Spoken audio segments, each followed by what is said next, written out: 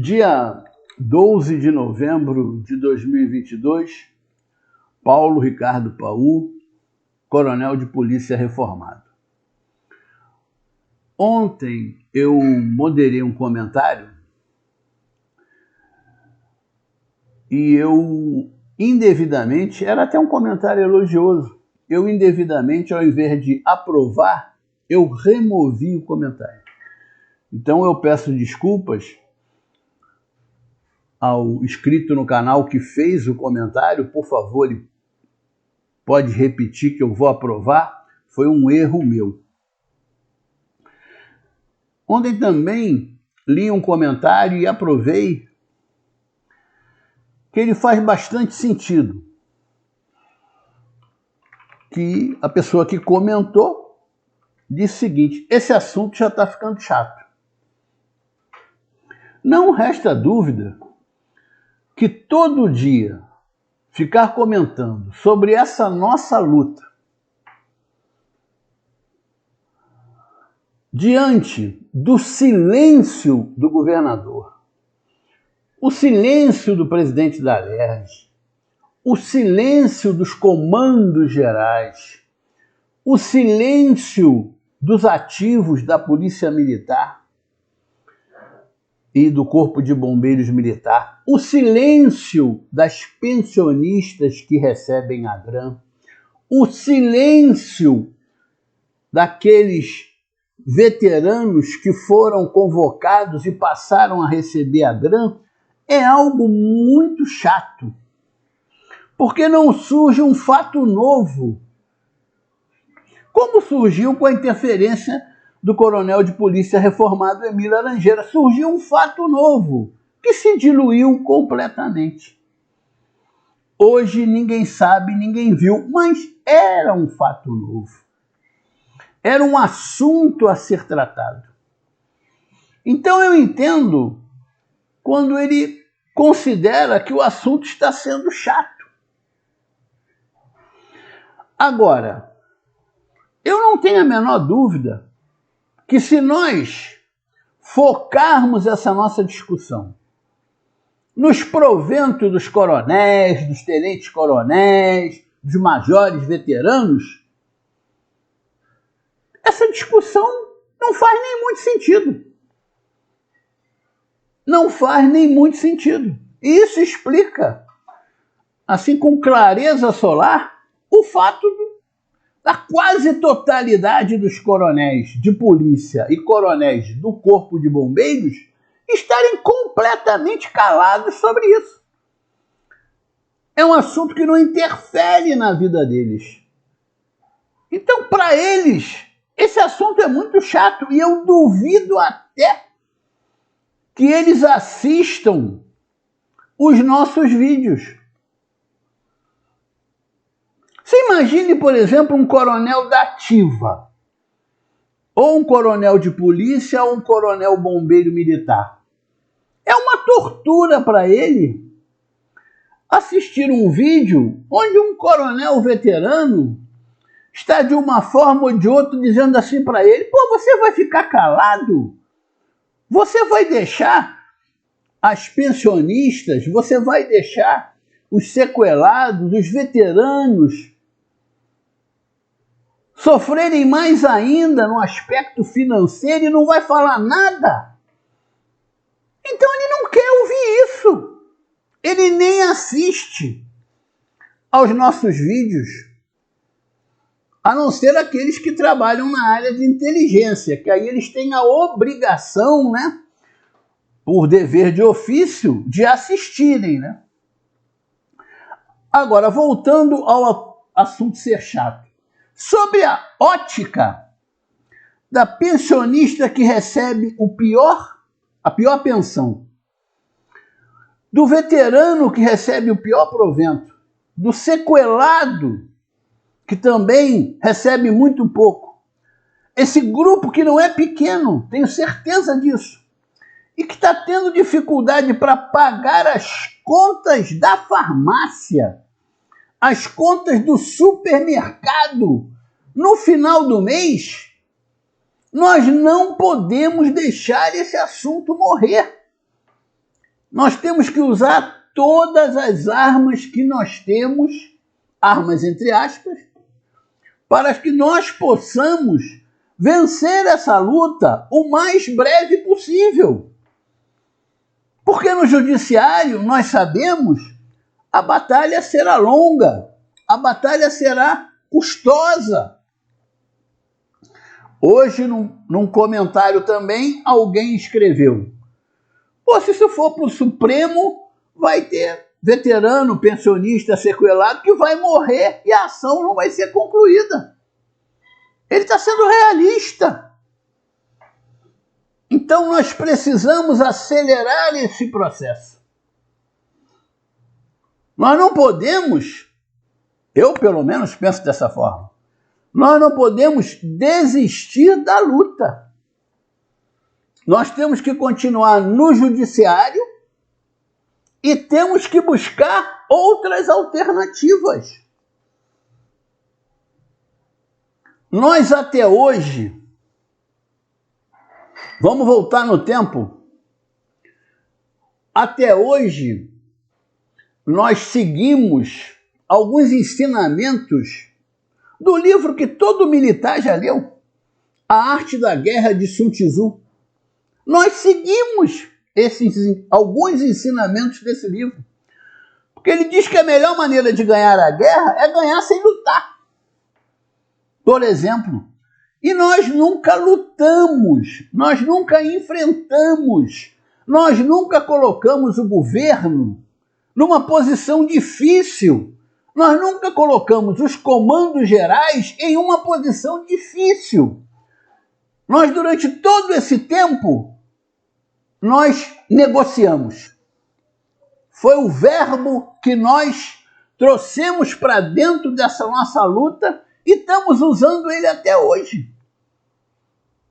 Façam uma reflexão. Se em algum momento nós enfrentamos, nós incomodamos, quando nós fomos ao palácio, isso aconteceu por 3 vezes, penso eu que o governador nem lá estava, porque nunca recebeu a comissão. Então ele não se incomodou com nada disso. Quando ele recebeu o coronel de polícia reformado Emir Laranjeira, gravou um vídeo rapidinho ali, que quem assistiu o vídeo vai dizer que ele ficou em cima do muro. Então ele nunca foi incomodado. Aconteceu uma campanha eleitoral onde nós poderíamos ter incomodado muito o governador. Nós não incomodamos. Muitos até acreditando que era melhor não incomodar, porque aí ele ia conceder a recuperação da paridade. E nós negociamos, nós fomos a Brasília falar com o presidente da República, fizemos uma negociação lá, o presidente da República, Jair Bolsonaro, não deu nenhum retorno. Nenhum, 0 retorno. Eu tenho certeza até, quer dizer, falar que tenho certeza é até um absurdo, né? Mas eu penso que alguns veteranos, pensionistas e sequelados deixaram de votar no presidente Bolsonaro por causa dessa omissão dele com relação a nós. Como praças das Forças Armadas, eu também penso que depois da reforma da Previdência que foi feita, deixaram de votar no presidente Bolsonaro. Então nós estamos sempre nessa de vamos tentar negociar, vamos ver, vamos tentar uma outra ideia, aí faz um comentário, aí faz outro, aí grava um vídeo, aí grava um outro vídeo. Volto a dizer, eu não vejo alternativa para acelerar o processo que não seja nós começarmos de forma ordeira, pacífica, agora organizada, incomodarmos o governador, os comandos gerais e os integrantes do serviço ativo da Polícia Militar e do Corpo de Bombeiros. É preciso incomodar. Agora, é preciso fazer isso com sabedoria. É preciso fazer isso mediante planejamento.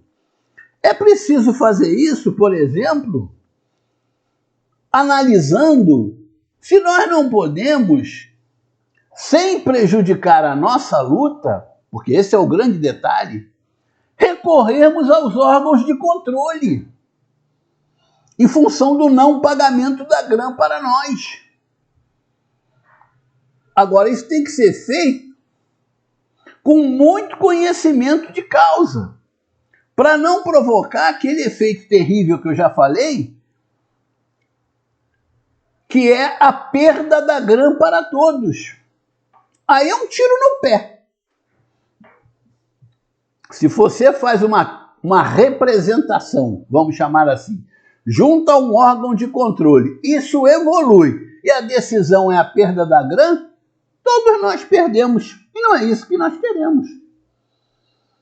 Então tem que ser feito, tem que ser elaborado esse processo por pessoas que tenham notório saber jurídico, para que a gente possa expor o problema sem correr o risco de derrubar a GRAM. Ou seja, tentar responsabilizar as pessoas por nós não estarmos recebendo quando deveríamos estar, mas sem que essas autoridades cheguem à conclusão que a GRAM é indevida.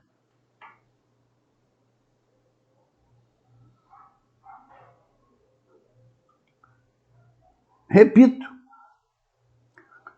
continuando por esse caminho, vai chegar um determinado momento, esse caminho que nós estamos, né? De comentando, aí surge uma sentença favorável, a gente comenta, aí surge uma desfavorável, a gente comenta. Esse assunto vai se tornar completamente esgotado. Ninguém vai mais aguentar ouvir falar nisso. Eu tenho que concordar. Os coronéis já não estão interessados. Daqui a pouco até aqueles que precisam muito vão começar a dizer, não aguento mais. Outra vez esse negócio de GRAM, isso não sai nunca, e aí diminui a minha GRET. A pessoa começa a se sentir completamente perdida, completamente sem expectativa para um futuro melhor.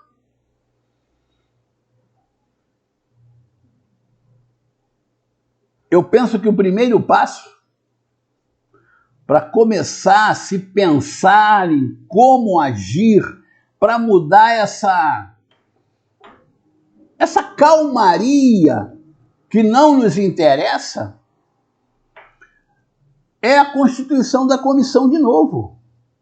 Eu sei que aconteceram disputas políticas, um foi para um lado, outro foi para o outro, aí um fala mal, o outro fala mal, mas é hora de reunir esforços para poder pensar no que se fazer. Tanto no tocante à realização de atos públicos, por exemplo, quanto no tocante a denunciar que o nosso direito não está sendo respeitado. Uma coisa é brigar pelo direito no judiciário. A outra coisa é nos órgãos de controle dizer, fulano não está me pagando e eu tenho direito de receber. A fundamentação que vai ser usada, tanto nas ações quanto nessa representação, a fundamentação é basicamente a mesma. Mas aí você começa a incomodar diretamente as pessoas. Uma pensionista, por exemplo, que não esteja recebendo, fazer uma representação, um grupo de pensionistas que não está recebendo, fazer uma representação junto a um órgão de controle, estou dando um exemplo, por que elas não recebem e outras pensionistas recebem?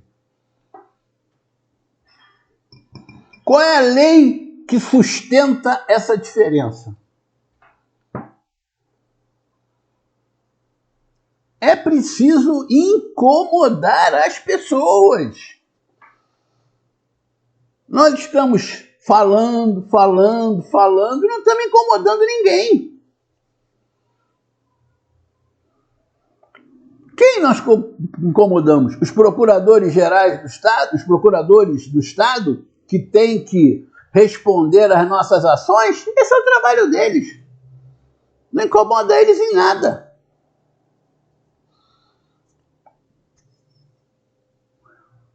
É claro que isso tudo seria muito mais simples se nós fôssemos unidos. Aliás, se nós fôssemos unidos, nada disso estaria acontecendo. Mas nós não conseguimos nos unir. É uma dificuldade histórica, é uma dificuldade crônica, se arrasta pelo tempo. É igual a doença crônica, né? Aquela pessoa que tem uma doença, às vezes nasceu com aquele problema, leva aquele problema a vida toda. É a nossa desunião, é uma doença crônica. E olha que nós temos um número muito grande de entidades de classe que deveriam facilitar essa união.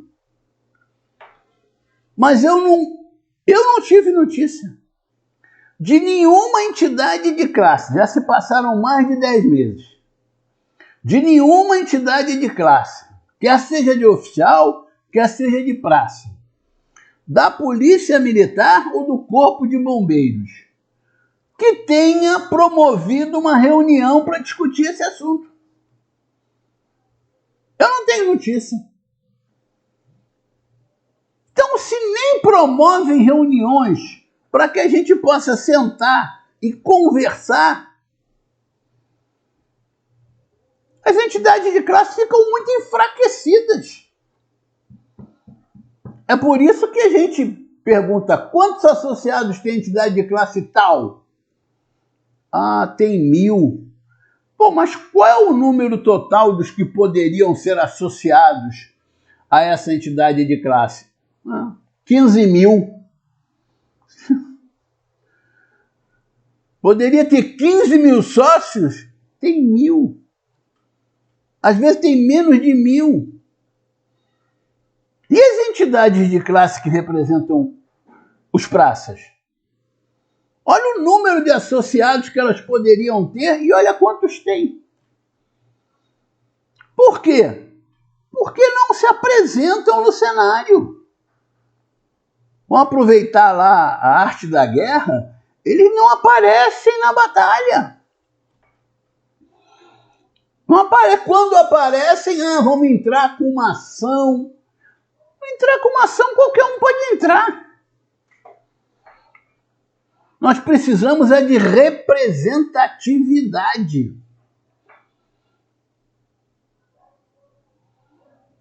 Mas eu concordo. Está difícil, inclusive para mim. Eu já estou quase saindo do meu limite, que é o limite do defensável. Ou seja, no uso da liberdade de expressão, de forma que eu possa me defender, porque eu não tenho mais o que falar.